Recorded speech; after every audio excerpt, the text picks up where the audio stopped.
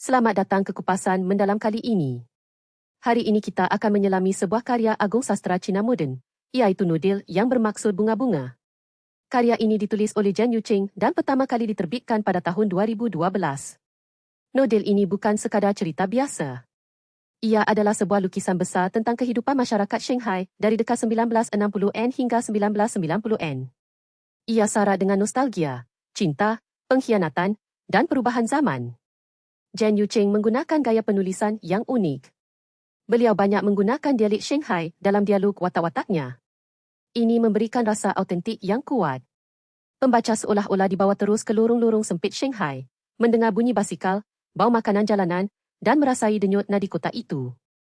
Gaya naratifnya juga tidak linear. Cerita melompat-lompat antara masa lalu dan masa kini. Ini memerlukan perhatian penuh, tetapi ganjarannya sangat memuaskan. Watak utama dalam nodil ini ialah Ebao, seorang lelaki yang hidupnya penuh liku. Dia berasal dari keluarga sederhana, tetapi melalui pelbagai peristiwa, dia menjadi saksi kepada perubahan besar di China. Ebao adalah watak yang kompleks. Dia pendiam, tetapi fikirannya dalam. Hubungannya dengan beberapa wanita penting dalam hidupnya menjadi tulang belakang cerita.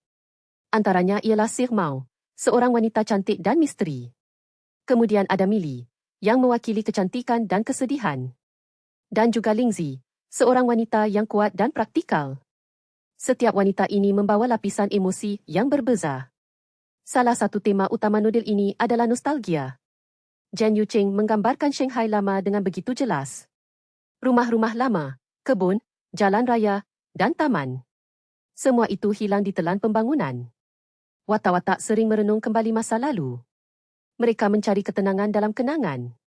Namun kenangan juga menyakitkan, kerana ia tidak boleh kembali. Ini adalah tema universal yang boleh difahami oleh sesiapa sahaja yang pernah kehilangan sesuatu yang berharga. Tema lain adalah cinta dan pengkhianatan. Hubungan antara watak-watak tidak pernah mudah. Ebao mencintai Sir Mao, tetapi hubungan mereka terhalang oleh status sosial dan salah faham. Millie pula adalah cinta yang tidak kesampaian. Lingzi setia tetapi akhirnya kecoa. Zhen Yuqing tidak memberikan penyelesaian mudah. Cinta dalam nodil ini adalah pahit manis, seperti kehidupan itu sendiri. Nodil ini juga banyak membincangkan perubahan sosial dan politik di China.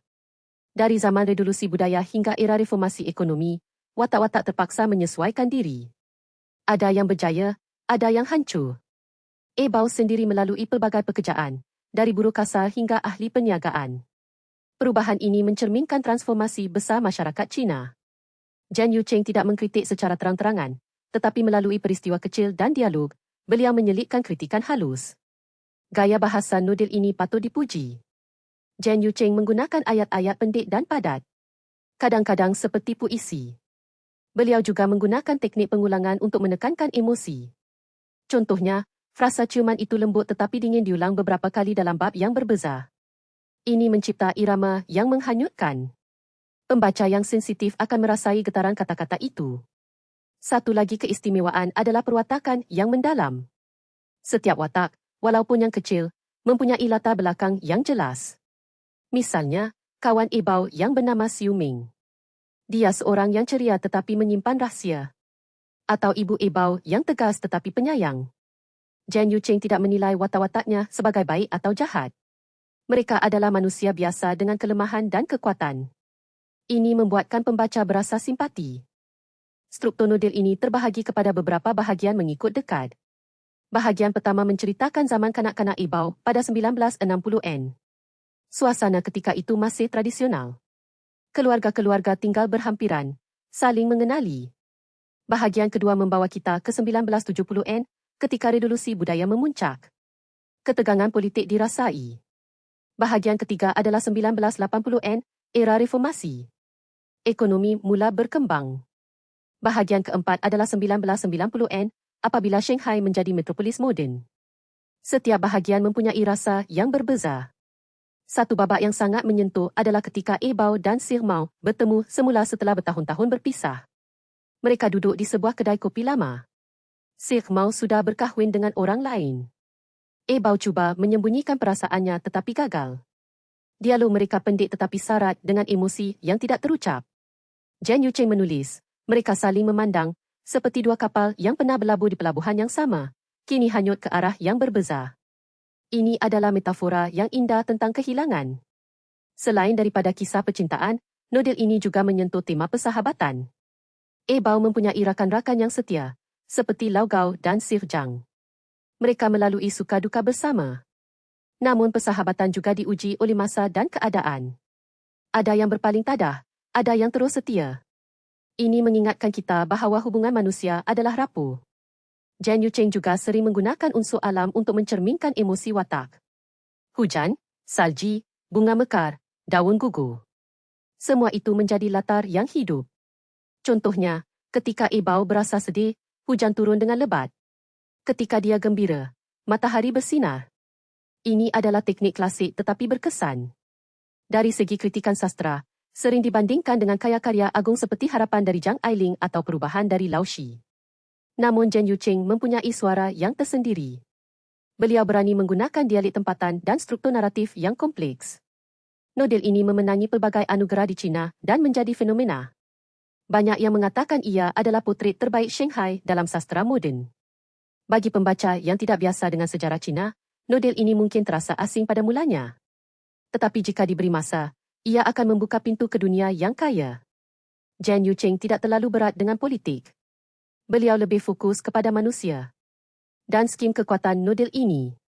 Ia bercakap tentang cinta, kehilangan, dan harapan. Tema-tema ini universal. Satu lagi ciri menarik adalah penggunaan sudut pandang. Sebahagian besar cerita diceritakan dari perspektif Bao. Tetapi kadang-kadang sudut pandang beralih kepada watak lain. Ini memberikan perspektif pelbagai. Pembaca dapat melihat peristiwa yang sama dari mata yang berbeza. Teknik ini mengajar kita bahawa kebenaran adalah relatif. Nodel ini juga penuh dengan simbolisme. Bunga-bunga dalam tajuk melambangkan keindahan yang sementara. Seperti bunga yang mekar dan layu, begitu juga dengan kehidupan manusia. Shanghai juga ibarat taman bunga yang sentiasa berubah. Ada yang tumbuh subur, ada yang mati. Simbol ini berulang sepanjang nodel. Saya ingin mengajak anda mendengar dengan teliti babak terakhir nodel ini. Bao sudah tua. Dia duduk seorang diri di tepi sungai Huangpu. Bandar Shanghai di hadapannya berkilauan dengan lampu. Dia terkenang semua orang yang telah pergi. Ibu, Sik Mao, Millie, kawan-kawan. Air matanya mengalir. Jen Yucheng menulis, dia tersenyum, kerana dia tahu bahawa untuk setiap bunga yang gugur, ada bunga baru yang akan mekar. Ini adalah mesej harapan yang mendalam. Kesimpulannya adalah sebuah nodel yang kaya dengan emosi, sejarah, dan falsafah. Ia memerlukan kesabaran untuk membaca, tetapi ganjarannya adalah pengalaman yang tidak ternilai. Jika anda suka karya yang mendalam, yang membuatkan anda berfikir dan merenung, nodel ini adalah pilihan yang tepat. Saya harap kupasan kali ini memberi anda gambaran yang jelas. Selamat mendengar dan selamat merenung. Terima kasih kerana bersama saya dalam sesi ini. Dan seperti biasa, jika anda menikmati kandungan ini, sila like, komen, dan subscribe. Kongsikan dengan rakan yang juga suka sastra. Jumpa lagi dalam kupasan mendalam seterusnya.